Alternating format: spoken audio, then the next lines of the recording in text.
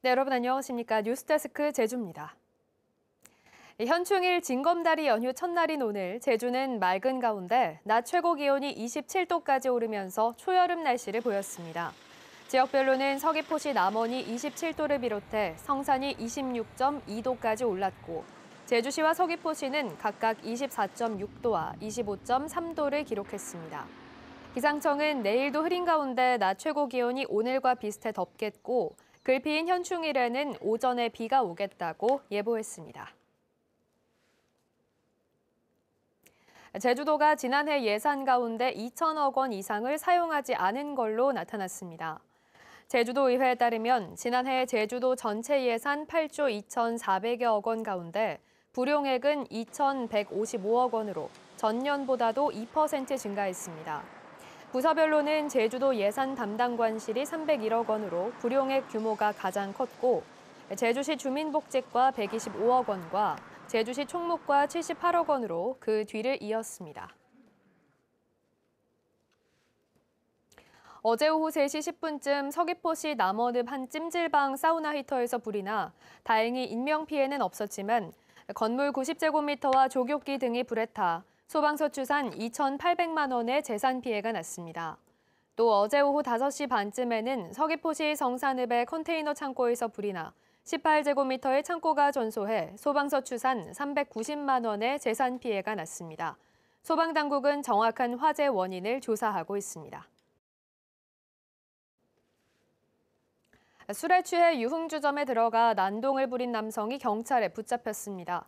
제주 서부경찰서는 어제 새벽 1시 10분쯤 제주시 연동의 한 유흥주점에 들어가 종업원과 손님을 흉기로 위협하고 업무를 방해한 혐의로 30대 남성을 입건했습니다. 경찰 조사 결과 해당 남성은 유흥주점 위층에 거주하는데 주점 소음에 화가 나 범행을 저질렀다고 진술했습니다. 오는 5일 세계 환경의 날을 앞두고 제28회 환경의 날 기념식이 제주시 수운근린공원 일대에서 열렸습니다.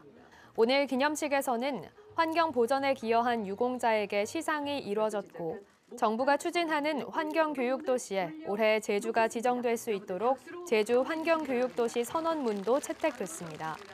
또 업사이클 작품 전시와 태양열 조리기 체험 등 다양한 체험 프로그램도 마련됐습니다.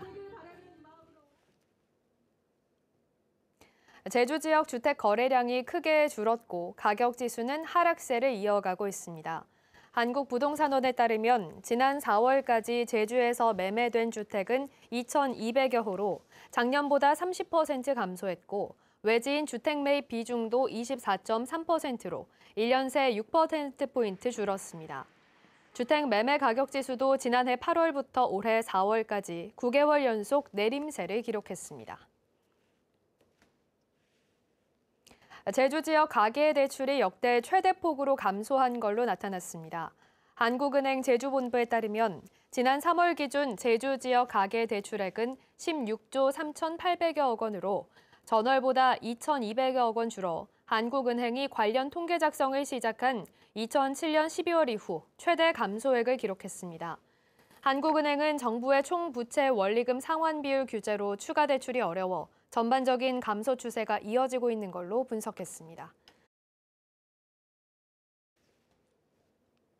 제주 지역의 소비자 물가 상승폭이 25개월 만에 최저치를 기록했습니다.